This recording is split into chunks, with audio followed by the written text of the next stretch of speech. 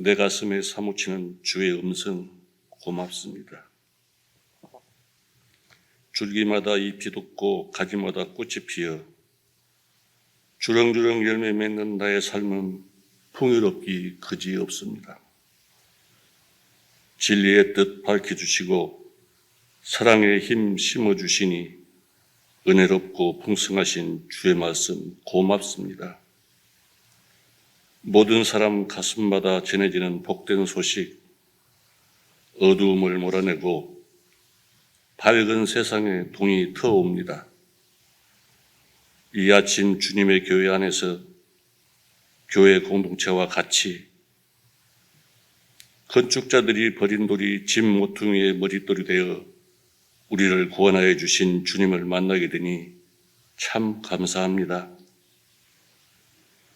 또한 우리 주님의 제자들이 하나님의 그 진리의 복음 사역을 성경을 통해서 알아가고 배워가는 은혜를 누리니 또한 감사합니다. 오늘도 사도들의 어떤 사역이 전개될지 많이 기대가 됩니다. 아버지 하나님, 남산 공동체에서도 교회를 섬기며 성도들의 영적 지도자들로서 본이 되어며 살아온 삶이 예수 그리스도의 품성과 예수 그리스도의 향기가 흘러나와 사랑의 하나님 나라인 교회를 세워가는 일꾼을 세우려 합니다. 성령 하나님께서 우리 생각, 사람의 지혜와 사람의 방법이 아닌 하나님의 지혜로 세울 수 있도록 간섭하시고 인도하여 주시옵소서. 그리하여 온전히 아버지 나라 주님의 교회로만 세워지게 하시어 홀로 영광을 받으시고 남산 공동체의 아버지의 영광을 아버지 하나님의 경륜을 이루시옵소서. 교회의 각 기관에서 각각의 은사로 섬기며 수고하는 지체들을 우리 성령 하나님께서 이루하시고 능력을 더하여 주셔서 잘 감당하게 도와주시고 더욱 풍성한 은혜를 누리며는 삶으로 인도하여 주시옵소서. 오늘 말씀을 인도할 주의 종이 담대히 주의 날을 선포할 수 있도록 함께하여 주시옵고 이제 우리와 영원히 세상 끝날까지 함께하시는 예수 그리스도의 이름으로 기도하옵나이다. 아멘.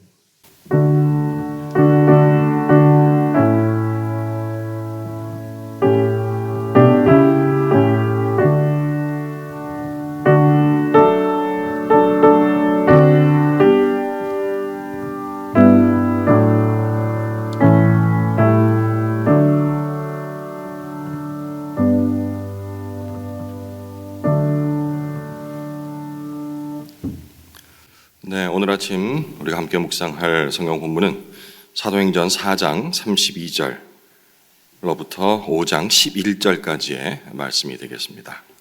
4장 32절에서 5장 11절까지 말씀, 저와 여러분이 한 절씩 교독해 나가도록 하겠습니다. 4장 32절입니다. 믿는 무리가 한 마음과 한 뜻이 되어 모든 물건을 서로 통용하고 자기 재물을 조금이라도 자기 것이라 하는 이가 하나도 없더라. 사도들이 큰 권능으로 주 예수의 부활을 증언하니 무리가 큰 은혜를 받아 그 중에 가난한 사람이 없으니 이는 밭과 집 있는 자는 팔아 그 판 것의 값을 가져다가 사도들의 발 앞에 두매 그들이 각 사람의 필요를 따라 나누어 줌이라. 구브로에서 난 레위족 사람이 있으니 이름은 요셉이라. 사도들이 일컬어 바나바라, 번역하면 위로의 아들이라 하니 그가 밭이 있음에 팔아 그 값을 가지고 사도들의 발 앞에 두니라. 아나니아라 하는 사람이 그의 아내 삽비라와 더불어 소유를 팔아 그 값에서 얼마를 감춤해 그 아내도 알더라.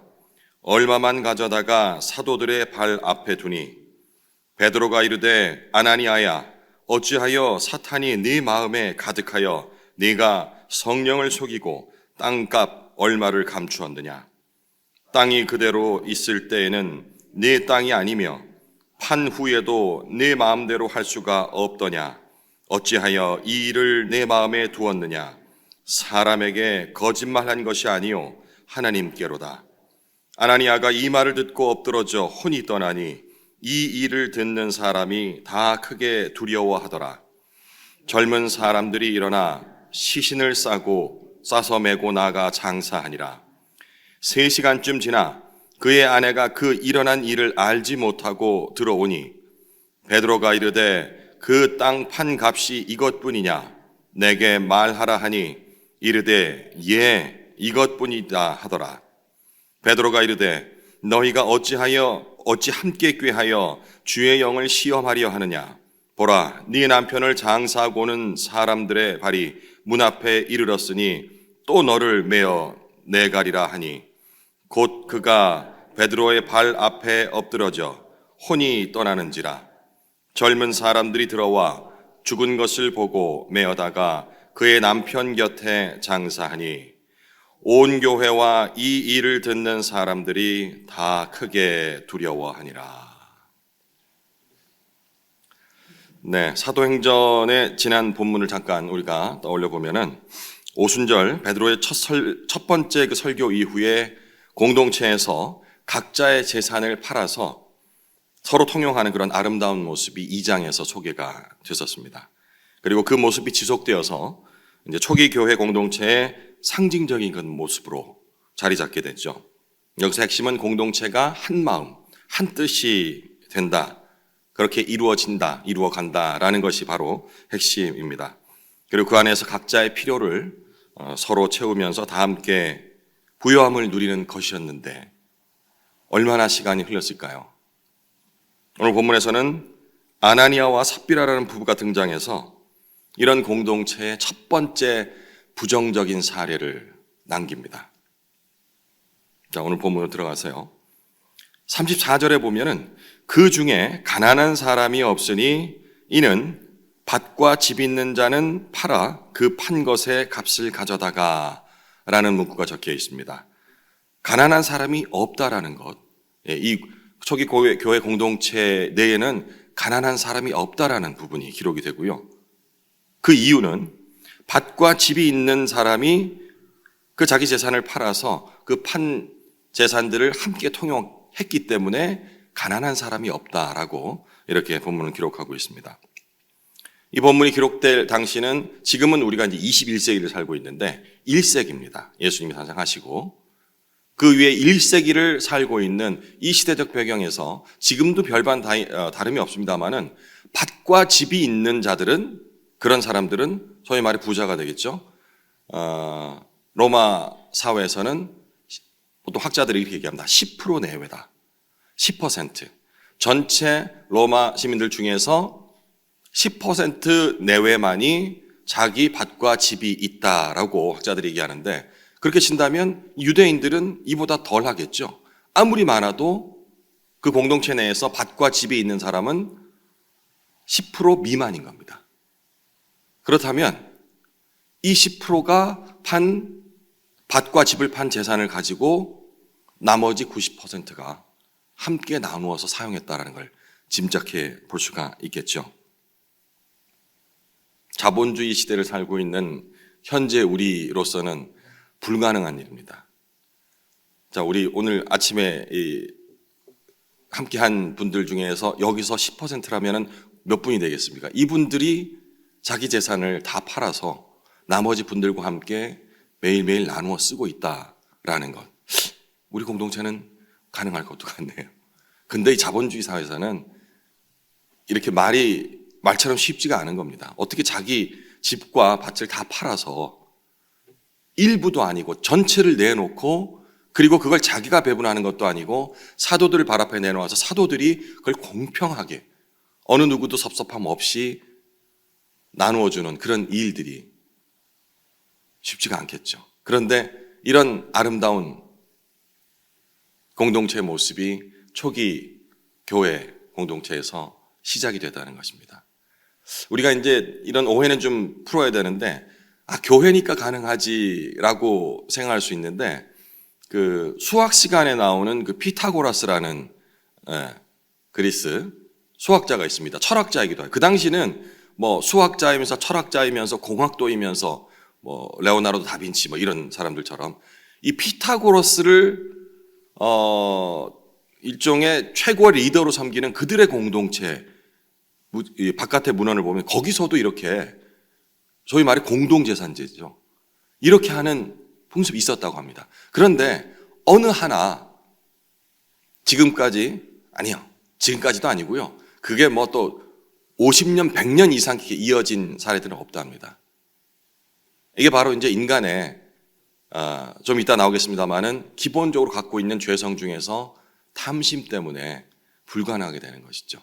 우리가 꼭 이렇게 부정적으로 탐심이라고 하지 않더라도 내가 정말 열심히 일해가지고 어느 도움도 없이 일군 재산들을 이렇게 없는 사람들을 위해서 통용한다는 것은 사실 그렇게 쉽지가 않습니다. 우리가 깊은 신앙을 갖고 있는 사람이라 하더라도 그렇게 결단 내리기가 쉽지 않은데 이 초기 우리 교회 공동체에서는 그런 일들을 해 나갔다는 것이죠.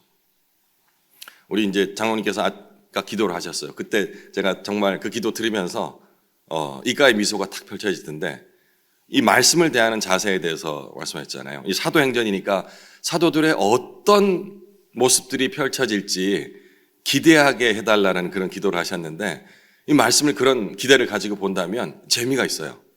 오늘 첫 번째 나오는 아직까지는 사도가 되지는 않았습니다. 바나바라는 인물이 나와요.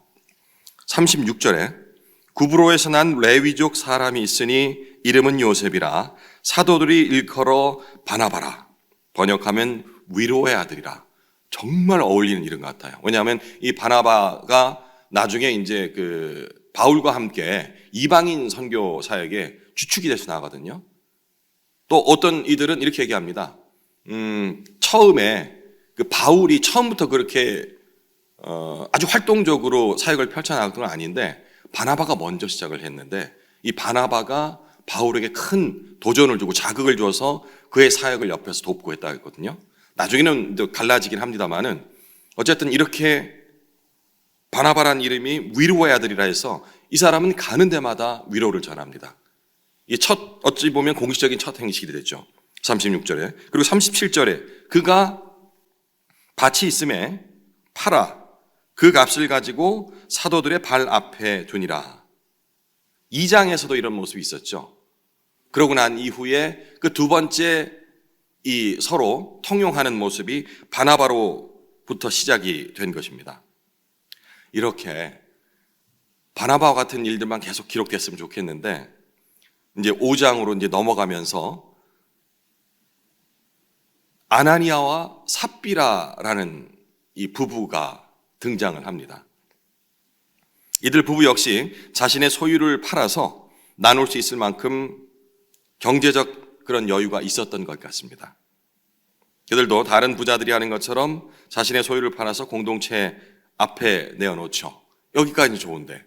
그런데 다른 사람들과는 달리 오늘 본문에서는 바나바와는 달리 전부가 아닌 얼마의 몫을 이렇게 떼놓고 나머지를 그것도 전부인 것처럼 이렇게 해서 내어놓습니다.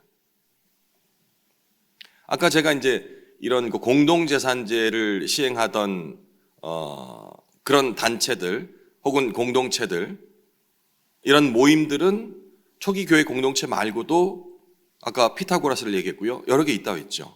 근데 현대 사회에 와서도 근대 사회에 와서도 이런 시도들은 계속됩니다. 공산주의 아시죠? 그죠? 예. 공산주의도 모토는 그거예요. 개인의 재산이 없이 모두가 함께 통용해서 못 사는 사람이 없이 똑같이 분배한다. 와, 이상적이잖아요. 그죠? 근데 지금 우리가 알고 있는 공산주의는 그게 아니잖아요. 일부 로열 패밀리들이 착취를 해서 자기들은 다 갖고 나머지는 배급은 하긴 해요. 그런데 가난한 사람이 없게가 아니고 정말 죽지 않을 정도의 배급만 하는 이것이 현실이거든요. 그러면 공산주의에서 말하는 이런 것과 기독교, 우리 초기 기독교에서 말했던 이런 공동재산제의 차이점이 뭘까라는 것을 한번 오늘 생각해 보고 싶어요. 그 차이점은 바로 자발적인 것이냐, 아니면 강요나 법에 의해서 어쩔 수 없이 하는 것이냐라는 차이가 있습니다. 우리 지금 이 초기 기독교에서 기독교 공동체 내에서 자기 재산을 팔아서 서로 나눈 이 일은 어느 누가 시킨 게 아닙니다. 사도가 시킨 것도 아니고 굳이 영향을 받았단다면 그들이 성령의 임하심을 보고 스스로 감동을 받아서 자기 재산을 스스로 팔아서 나눈 것이거든요. 그 깨달음은 스스로 얻은 거예요. 성령께 주심으로 인해서. 그런데 공산주의라든지 다른 공동체에서는 이게 가장 이상적인 체제인 만큼 국가가 혹은 집단이 내가 관리할 테니 다 내놔 라고 해서 관리되는 공동재산제라는 것. 이 두 가지가 차이점이 되겠죠. 이 기독교를 잘 모르는 일반인들은 이런 부분들, 우리가 서로 이렇게 교회 내에서는 그런 나눔의 교제들이 참 많지 않습니까? 구제라는 이름으로도 행해지기도 하고 이런 것들 보면은 다 가식적이다. 그럴 수가 없다. 이건 뭔가 광요가 있는 것 같은데 그러면 이게 뭐 교회랑 공산주의랑 틀린 게 뭐야라고 공격하는 사람들도 있어요, 진짜. 혹시라도 누군가 그런 얘기 한다면 오늘 제가 말씀드린 이런 거, 거기는 억지로 혹은 강요에 의해서 안 하면 벌 받으니까 이루어지는 거지만 교회는 그런 강요가 아니고 내가 기쁜 마음으로 나누는 거야. 그런 것에서 차이가 있는 거야 라고 설명을 해 주시면 되겠습니다. 근데 아나니아와 삽비라는 그런 강요가 없었음에도 자신의 재산을 팔아서 헌납을 했습니다. 자발적인 마음에서 했다라면 전체를 다 다른 바나바처럼 이렇게 다 내어놨을 텐데 왜 일부를 숨겨놓고 그것도 전부인 것처럼 속여서 냈을까라는 질문을 한번 해볼 필요가 있어요. 그냥 아나니아와 삽비라는 나쁜 사람이니까 이렇게 하면 우리의 신앙 성장이 없습니다. 아나니아와 삽비라는 남, 그리고 나는 굳이 편에 속한다면 바나바 쪽이야. 왜? 나는 헌금도 잘하고 구제 헌금도 잘하고 남을 잘 돕기 때문에. 이 정도 생각 갖고 있으면 우리 신앙이 맨날 그 자리예요. 내가 아나니아와 삽비라가 한번 돼봐야 합니다. 왜 그랬을까라고 생각하는 거죠. 왜 그랬을까요? 누가 사도들이 내라 한 것도 아닌데. 인간 죄성 중에 하나인, 본성 중에 하나인 경쟁심 때문에 그렇습니다. 첫 번째 나눔이 있었을 적에 베드로가 성령의 감동으로 큰 권세를 받아서 설교를 한 이후에 모두가 크게 감동받았잖아요. 그때 첫 번째 나눔들이 있었어요. 그리고 굳이 순서를 치자면 이번이 두 번째, 첫 번째 나눔이 아마 다 고갈됐든지 했겠죠.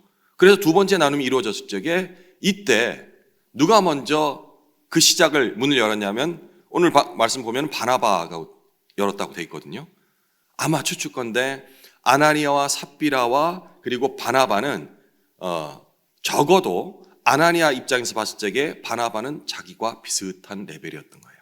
그러니 바나바가 이렇게 자기 집과 밭을 팔아가지고 재산을 내놨는데 이거 내가 가만히 있자니 좀 그런 거예요.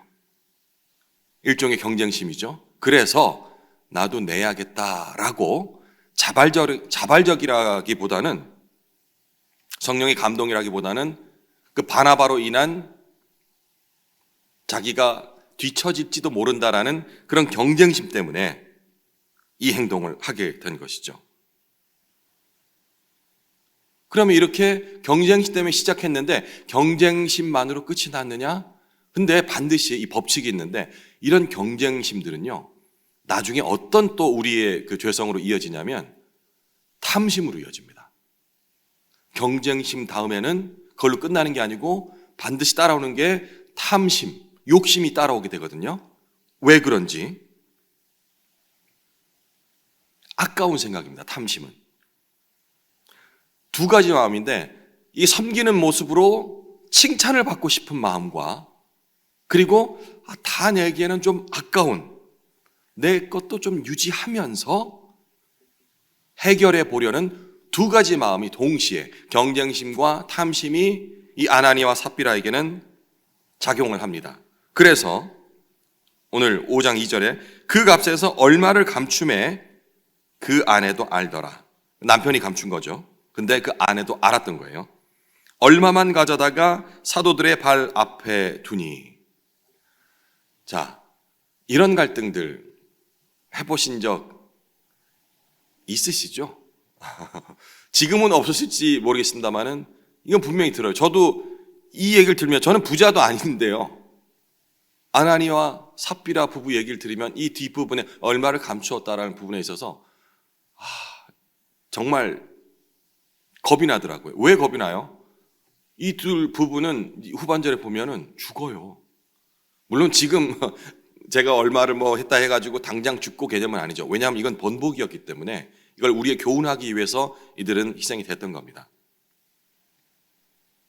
우리 교회는 다른 교회에서 야, 그게 가능해? 그리고 교회가 유지가 돼? 라고 하는 모습이 하나 있습니다.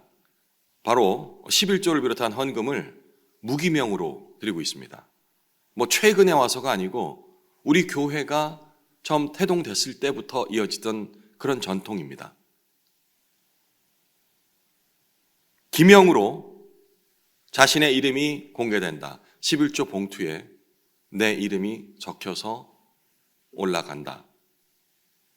만약에 그런다 한다면, 계속 그렇게 지속돼 왔다 한다면 우리 교회 공동체에서 염려했던 것은 바로 그것입니다. 아나니아 부부처럼 이런 경쟁심. 어디 장로가 11조를 이만큼 했네? 우리 교회는 주보도 없죠. 주보에 그게 보통은 기록돼 올라갑니다. 지난주 누가 헌금 얼마 했는지. 경쟁심이 일어나요. 내가 모양 좀 빠지는 것 같으니까 누가 어느 정도 했다면 거기에 대충 맞춰서 자기 형편과 맞지 않게, 이런 경쟁심들을 없애기 위해서 우리 교회는 모든 11조를 비롯해서 헌금들을 무기명으로 유지를 합니다. 그럼 다 바깥에 있는 다른 교회 공동체에서 그렇게 해서 교회 유지가 돼?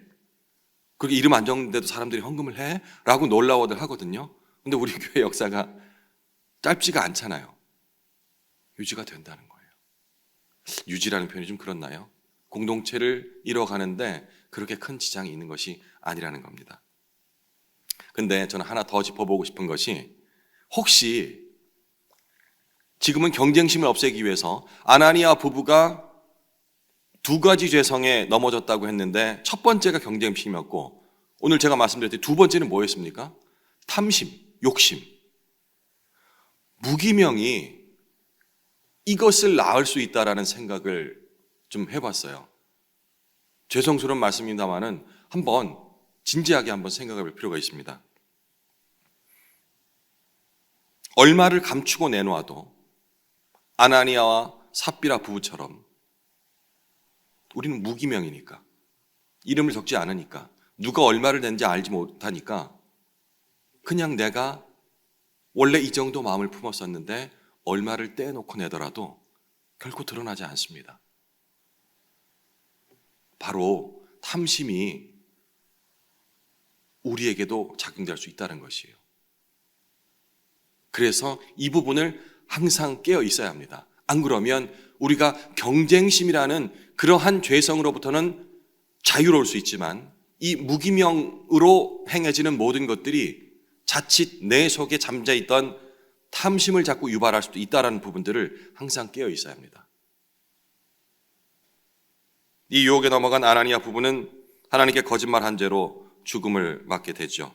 오늘 이 부부가 어떻게 죽었는지에 대해서 설명한 5절에서 11절까지의 말씀은 굳이 다시 제가 살펴보지 않겠습니다. 이런 경고의 말씀을 드려서 숨기면 안 되겠다라는 것을 교훈하고자 함이 아니기 때문입니다. 우리의 신앙이 벌받아 죽지 않기 위해서 하는 그런 소극적인 신앙에 머물지 않기를 바라는 마음에서 제가 이 이후의 구절들은 다시 읽지는 않겠습니다. 어떻게 죽었는지 이런 부분들은. 대신 다시 처음으로 돌아가서 초기 기독교 공동체가 서로의 재산을 통용하던 것이 어떠한 원리였는지 다시 한번 짚어보기를 원합니다. 강요가 아닌 감동에 의한 자발적인 것이었다고 말씀드렸죠. 하지만 아나니아는 자기의 체면을 유지하고 싶은 마음과 그리고 또 내 것을 다 내놓기는 아까운 마음을 가지고 있었고 그 마음을 사탄은 여지없이 이용을 했습니다. 아나니아와 삽비라 부부 사건 이후에 지금껏 교회는 내적인 문제, 교회 내적인 문제로 시달려오고 있습니다. 외적인 핍박, 그 핍박을 훌륭히 견뎌냈던 초기 기독교 공동체, 교회 공동체가 이제는 그 이후로 내면의 문제로, 교회 안의 문제로 계속 시달리고 있는 것입니다. 현재까지도 말입니다. 적은 내부에 있다라는 그런 말 있죠. 네. 아니, 여러분들이 교회 적이라는 얘기가 아닙니다. 내 안에, 여러분 안에 바로 적이 있다라는 것입니다. 내 안에 나를 유혹하는 사탄의 드름직도 하고 또 합리적으로 보이는 그렇게 생각되는 그런 생각들로 인하여서 우리가 경쟁을 유발하고 또 탐심의 마음을 버리지 못하게 되는 것입니다.